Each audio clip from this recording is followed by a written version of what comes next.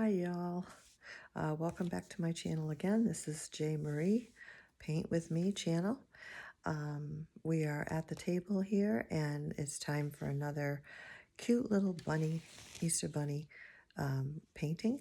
I'll be doing some right up into Easter. So I just show you kind of different techniques and the way I paint and give you helpful information to do with painting and, within the painting that I'm doing. So these have been a lot of fun. Easter bunnies and, all that kind of thing are always a lot of fun. So come on and paint with me and join in. Let's head on over. Hello. So here we are back. We're at the table now. My little station that I have. Nothing big deal, just the place where I paint. It's a beautiful window right here, which lets in some really nice sunlight. Well, as you can see, first of all, I hope you're having a really wonderful day. It's actually beautiful here today. We're starting to smell spring, So I've started putting my paper in half so that, I don't waste so much paper on one little painting. But this is also, as I've explained quite a few times, this happens to be cold pressed paper, and it was not a block, but I made it into a block. I put Mod Podge all around the sides of this pad of paper, leaving a gap right here, so I can get in with something and take it off. And it works awesome. It becomes a block. So that's, exactly what I want. It stays flat. No matter how much water I put on, it stays flat. And then when I'm done, I just put it right into the lip right here that I have. I usually use, just the bottom of a brush, like I have this small one. So I just go in here, get that little area that I've loosened, put it in, push it around. I hope at the end of the end of this tutorial, I'll remember to do that. I meant to do that last time and I forgot. But this is the first part. There's usually always two parts. And I will do some with you because I don't like long videos. I don't want them to be real long. And then do some offline and then come back to the very end and finish up for the ending of it in part 2. So let's embark on this cute little bunny painting here. So I think what I'm going to do, where I'm going to start with this little bunny, we have all our stuff out here. We've got the paint brushes, we've got the water, we've got the towels, we've got the paints, and we've got the paper. That's all we need. So I'm going to wet this brush just a little bit, and I'm going to use this beautiful Transin size 16 brush.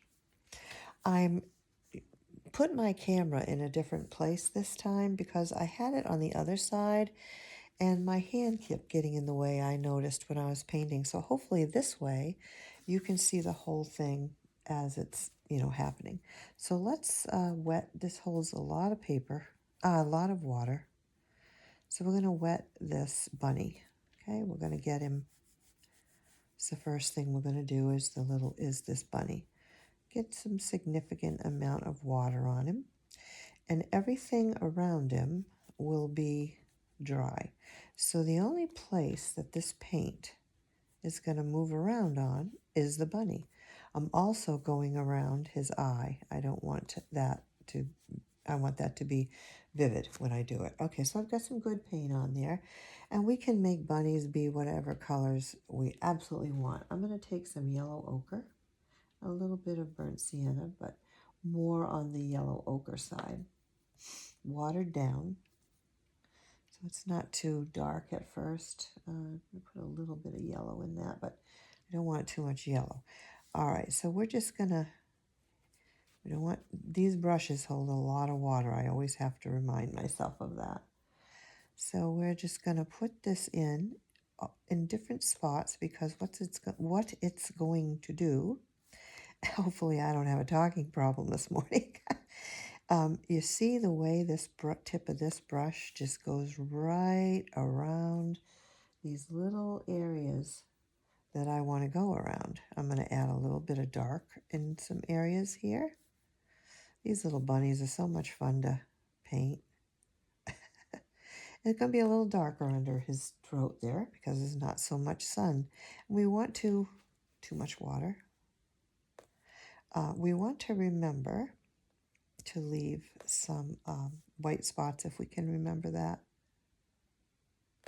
So first I just want to get paint on his body, some of that. And then I'm just going to come in and I'm going to, after I've taken the paint off my brush, I'm going to come in, dry it a little, and take some of the paint off, because I don't want it all on there like that, just in places, but you have to get the wash down. So I'm going to go to the yellow ochre and the burnt sienna, and just in a few more places. We're going to add it in for little darker spots, like under the chin, like that. And then we're going to go up here to the head. It's still wet, so it's going to accept all this color nicely. And it's going to spread around in different places, which is exactly what I want it to do, okay? So it's just going to kind of move around, letting me leave, you know, the white spaces where I want it to be. Going to have a little darker up here. I'm going to take a little sepia here with this. Yeah, and that darkens it a little bit. Because we want to depict some white parts of his fur and some darker parts of his fur.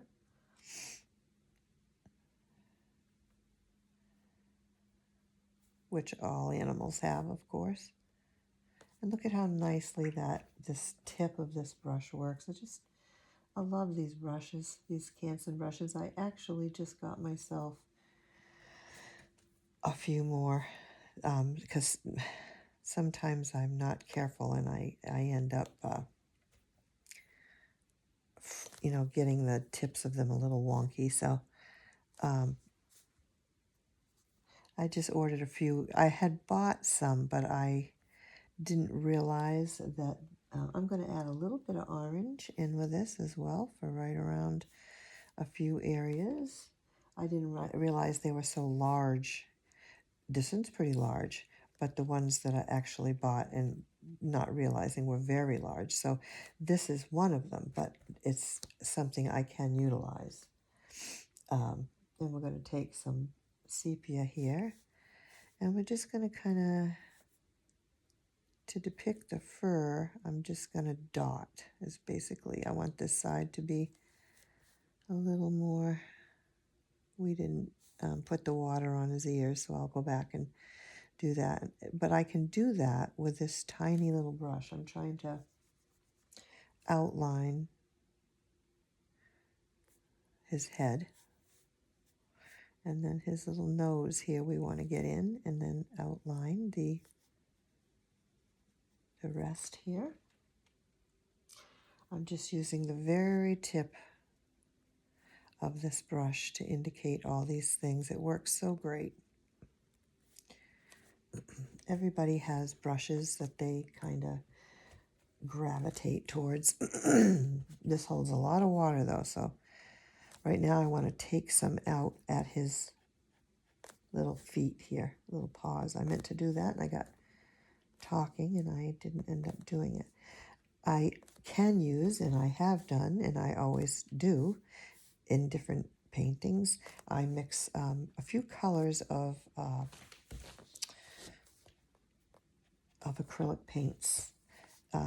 Two of them are the yellow, one's the white, because I like the vividness of the white if I don't remember or whatever, and or I just might like it to use it instead, and a green and an Indian yellow. I happen to do that a little bit with. So we're adding in some areas here where it's a little darker, you know, around the eye. I love watercolor paint's been some of the paint sitting in the corner crevices of the palette, and I can still wet it and use it. Awesome. Versus acrylic, where once it's dry, it's dried hard and you cannot use it again. And I'm doing a little sepia in with the mixture of the yellow ochre and burnt sienna. Now you want any place where there's no, even if the sun is shining from right, left, top, under his chin and his fur here, it's not going to be there. There's not going to be light there. So you want that to be darker, obviously. But it's something that, when you're painting and you're first learning, it isn't obvious. There's so many things that you're thinking about that you want to try to remember to, do. That those are a few little things that kind of slip the mind till you're all done, and then you're like, oh, I forgot this, or I forgot to do that. So I like to just kind of bring those points out. Now, I didn't get enough water out in time, so I'm going to use a little bit of my acrylic white here. Excuse me. Don't know why I always lose my voice, but anyway. And now we're going to, excuse me, wet the ears a tad. There's one there. And even though I have some yellow on my brush, it doesn't matter because I'm still going to be doing, the yellow ochre. I'm going to be putting it all in, so it's fine. So this one, we're just going to let the water move around. Remember to leave a white space. And don't beat yourself up when you're learning to paint that you don't, oh God, I don't even know how long it took me to finally get that. I'd be going along and all of a sudden I'd be like, oh no, I forgot to do it. And of course, once the water is, and the paints are getting dry there, you can go back in and wet it, but it's stained the paper already, basically. So, it's a little hard to do that.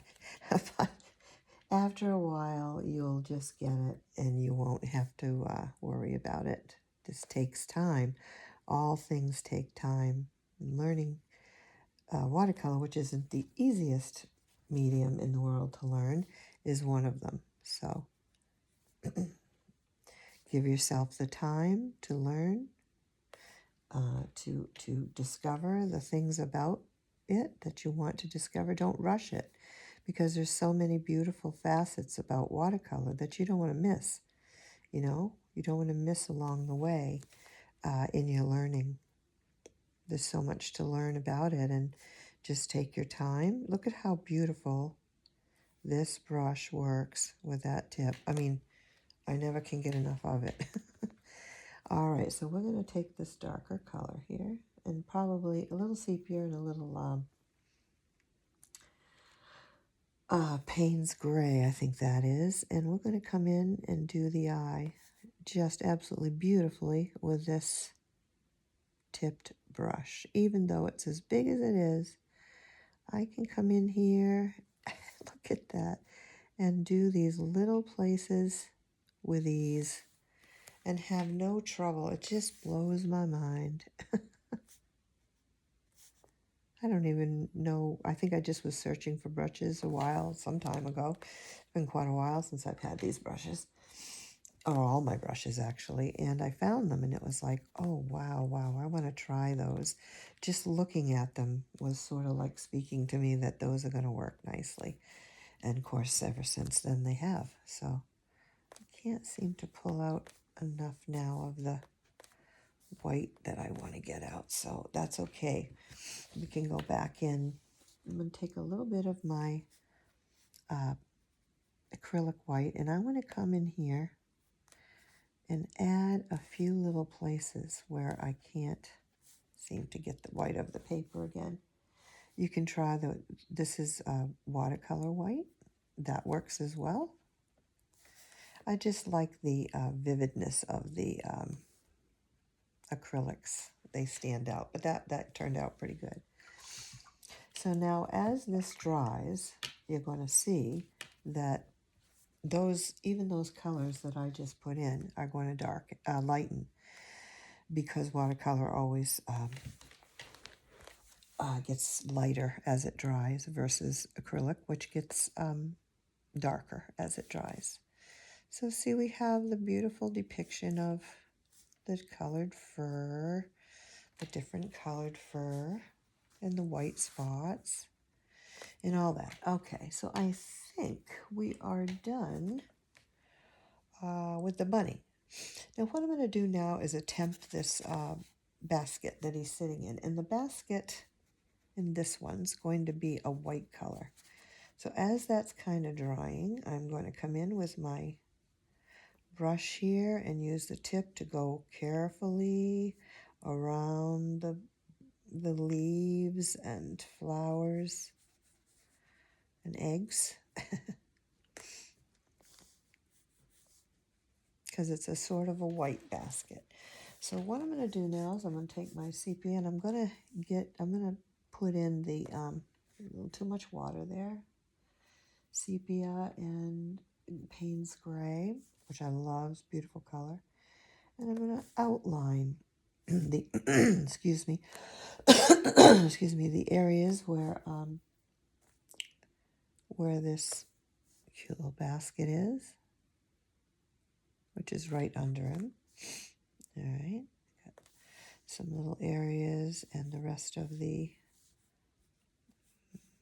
kind of goes up because he's tipping the basket over. That's the implication here, that he's tipping the basket over.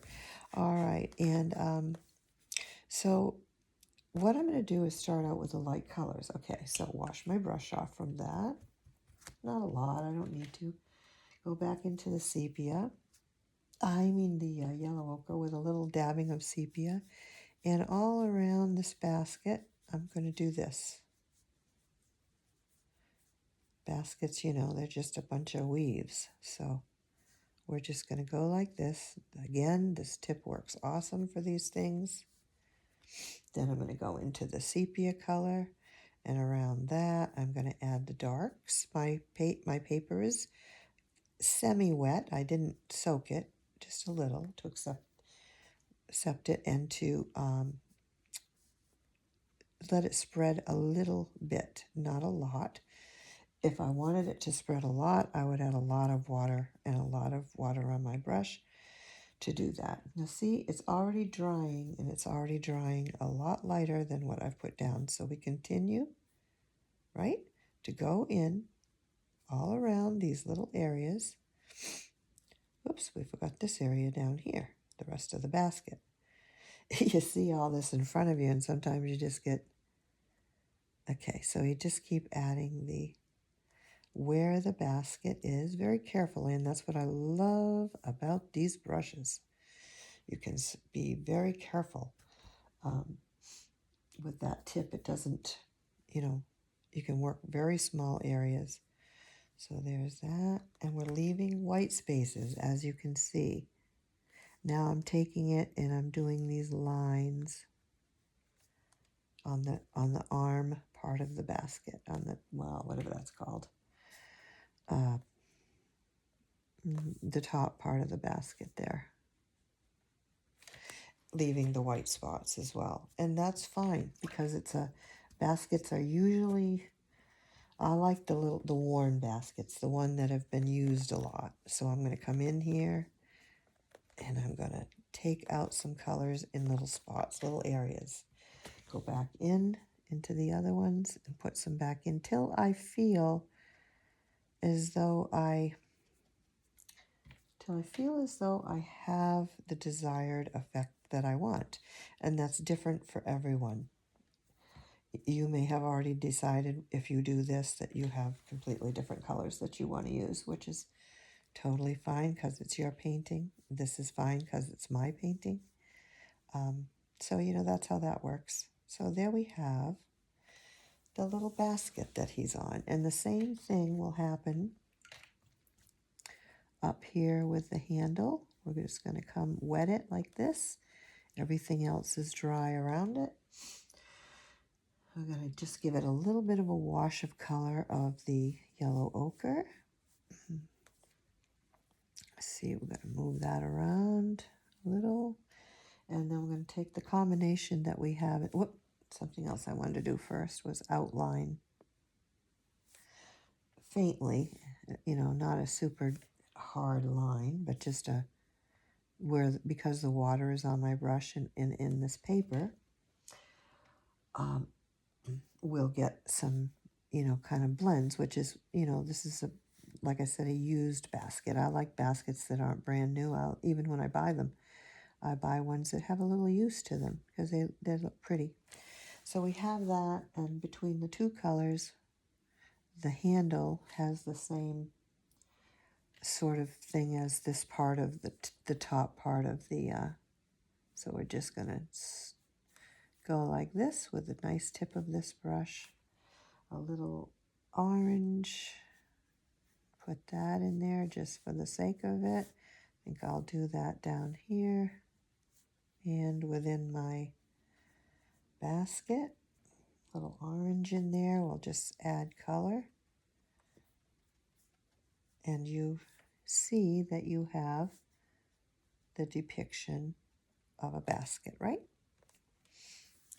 So that's pretty much at the moment all I want to do. The only other thing I'm going to do with that is get some dark, wipe a lot of that color off and water. And right underneath, again, where the shadow of this this top of the basket is, there's no light coming there. So we're going to, in certain places, it's going to be a bit darker. See where it's going into things? It's, of course, going to be darker there because it's hidden from places. All right, and now that this is dry up here, I wanted to kind of put some dots like this.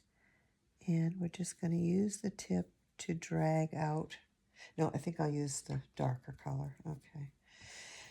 I can do this whole painting in this large brush. I really can't stress enough on these brushes. They're just amazing. I'm going to go into my gold here because I want to put some of that right up here and see if what will happen when you use this gold, metallic gold. In the right light, you'll have some real nice sparkly areas, which I think for this little bunny is appropriate. So we're going to it'll add to, you know. So all around there where I just dabbed it in, there'll be, and I think I just might do that. Oh, that's okay. We'll fill it in with something else. And I think we'll put some right into the basket here because that will also just be an added touch to your painting. As I said, with the right light, you'll get some sparkles. Okay. All right. I think the bunny, I'm going to get a little more white here in some areas.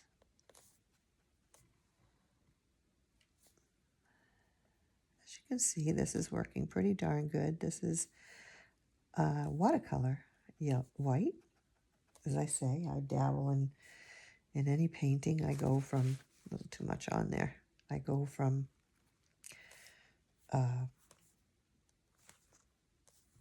watercolor to acrylic. It all depends on how bright that little spot is I want. Now see, for the acrylic, for the eye, I want that to be very noticeable. So I'm going to use acrylic on there. Okay, so we've got the basket.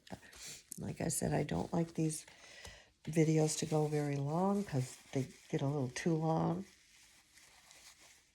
So I'll be doing this, you know, part here with you and then a bunch offline and then come back to the finishing part of it. Okay, I'm using some Payne's Gray and I just kind of lost my, it's all right, I'll go back. There, that definitely brings his eye out more. And I'll go back to the white. We'll wait till that's dry because I want that white to stand right out in his eye. So there we go. I mean, he's looking pretty cute. All right. And wait, we need a little darker, a little bit darker underneath here because this is in the shaded areas of things. This handle on the inside here. And we want to add in a little more darks to the handle. Okay. All right. We also, though, do want to have enough highlighted. So let's add a few little white spots. There we go. That's better. Okay, that's much better. I had some acrylic white on my brush, so I've got to definitely super duper make sure that I have got all that paint out. And I do this because massaging these brushes into place as you use them and after, and washing them out really well, is really, really essential. Okay, so that's my basket. Now these are little, I don't know, little purple, I'm not sure what those are called, blue bells or purple bells, but we're going to take some of the violet, and I'm not going to wet them. I'm only going to wet my brush a tad. So this paint is workable. I could water it, but I don't. I want to control it more. I want to put it where it's going versus when you use the wet on wet, it's called. You now you don't have as much control over your water and your paint. And I wanted that on the top to be a little lighter, of course. We may have to switch to I might want to switch to a smaller brush for this little bit of work. In fact, I think I will. We'll make it easier all the way around. All right, so we're going to put this big one down for these little jobs. And we're going to take, if I can find one of my small brushes, this is a small number 1. And I'm going to put a little bit of reddish color into this purple as well. So we will vary our, you have to make sure wherever you're setting your hand, you're not ending up with it in the paint, like I just did. Okay, so we're going to see how this little one can do so well in these little small spaces. And we'll take some color out, leaving a white spot too.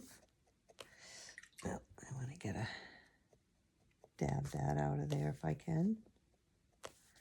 So giving it the highlight. And underneath, of course, will be much darker. So we're going to leave some white spots too, but we want to get a little more of the actual violet. And the underneath here will be much darker than the tops. Now I want to show you the difference between doing this wet on dry and wet on wet. So let me come over here to this one, and I'm going to wet it. I'm going to wet the flower. Come over here to my color, and the minute I put it in, you see, you're going to have to zoom in to see it, but the minute I put it in, it's moving around. It's doing its own thing. I'm not controlling it so much. I am controlling it to a degree, but not as much as if it's on the dry. Because when it's on the dry, it's not moving itself. When it's on the wet, it is moving itself. So those are, some really important tips to remember. Let's come back in here. Little brushes, you always have to load up a lot more, but that's okay. So we got a few of those little purple flowers in there. For the sake of this video, I'm going to move it along a little here. So we've got a flower here that I want to stay white. These little ones, I've got 1, 2, 3. These are like little daisies, apparently. So I'm going to wet it. And I'm going to come in with Well, let's see, maybe, oh, and then there's one here. I think I'm going to use a little bit of the pink rose, and it's good, just a tad. It's mostly all water. I mean, I'm taking it mostly all off. And where we're depicting the light, which probably is from the left, so to speak, we're going to leave the more white space over there. We just need shadows around the flower, outlining it to a degree, and that's as much as you want to out. You know, that's up to you.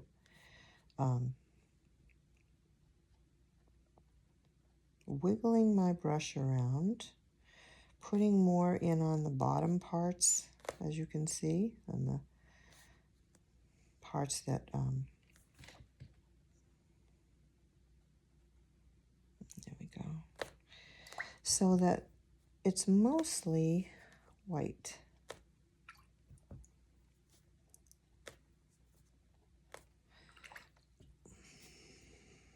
Pulling some of that color out because some of the little petals got a little too much there.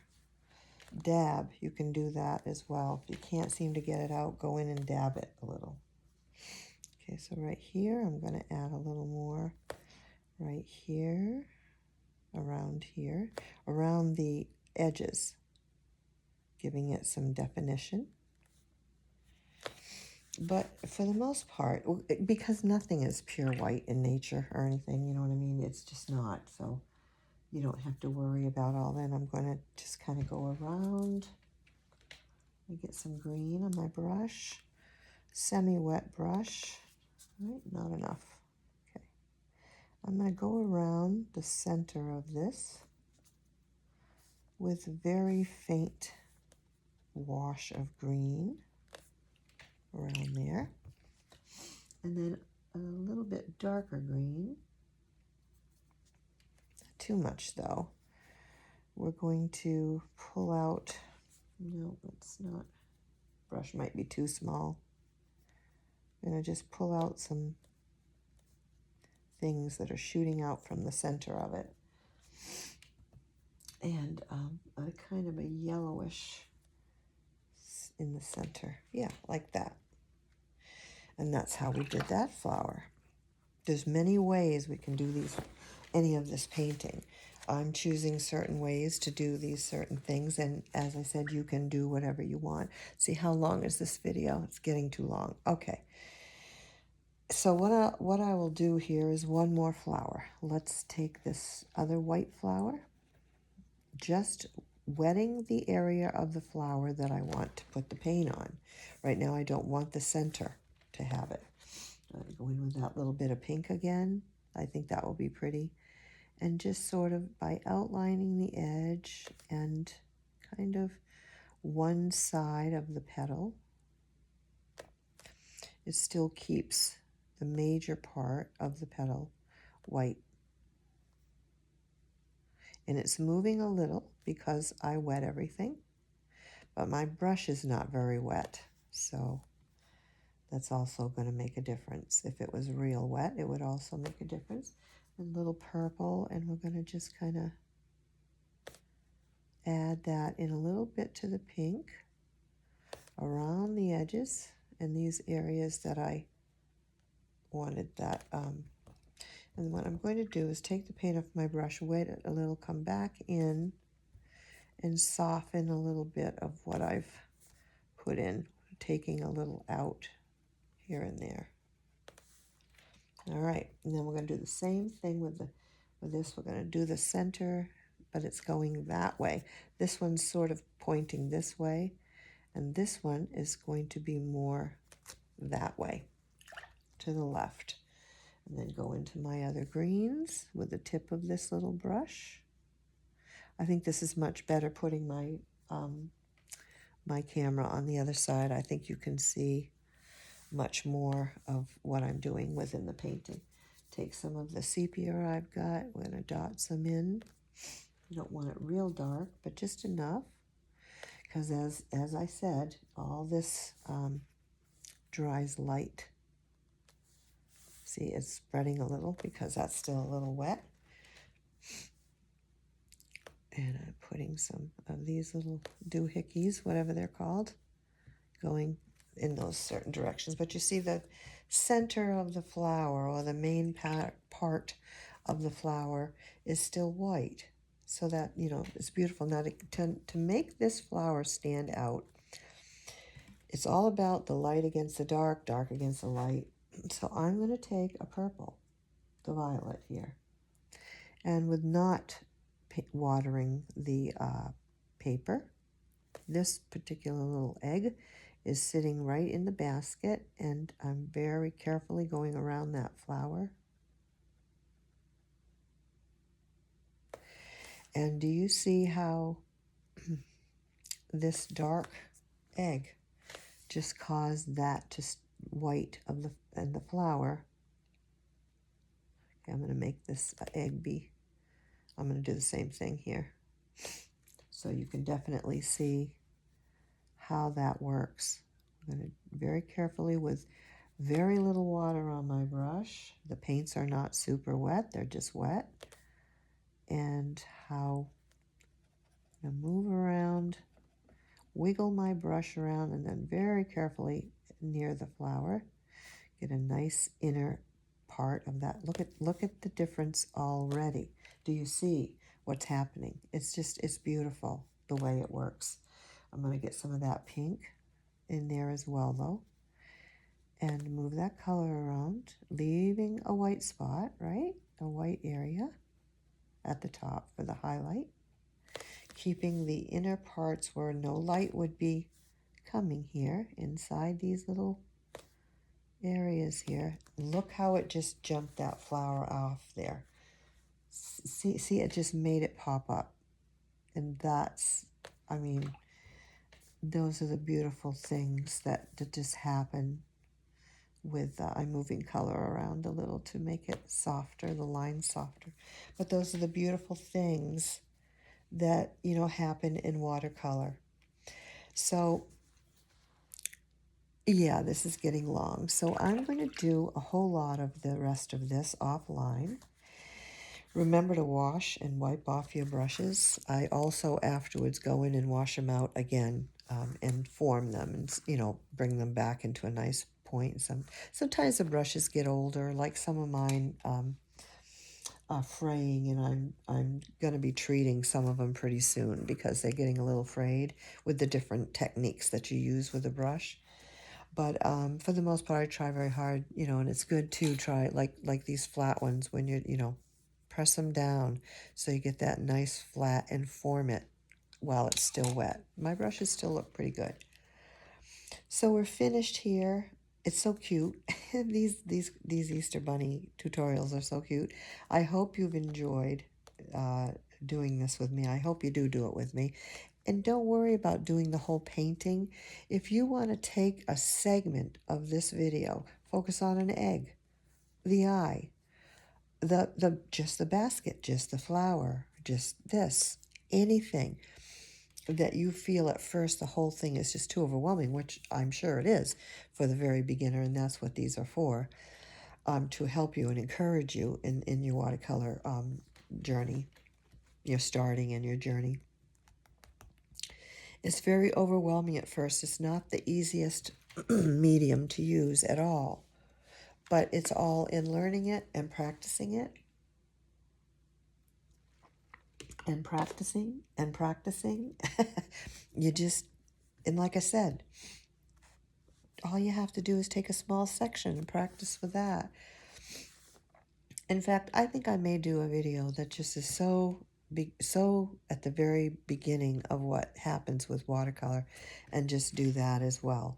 But I like painting and painting with you guys, and then see possibly what you maybe put together. So I'm going to finish most of this offline, come back and do the finishing touches in part 2. So check out my other tutorials and videos, and get some helpful tips and encouragement, and have a great rest of your day. Bye for now.